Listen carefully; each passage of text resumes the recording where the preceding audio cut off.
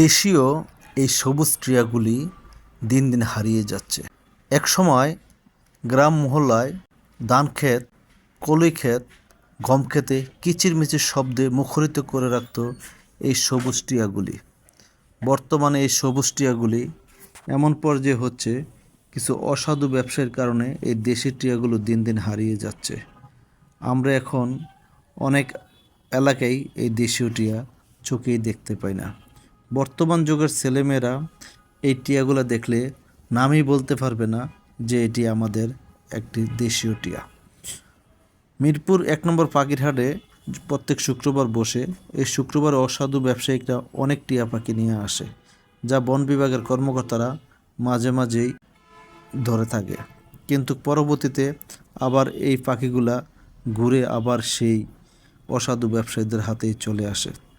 আসুন আমরা এই দেশীয় টিয়াগুলা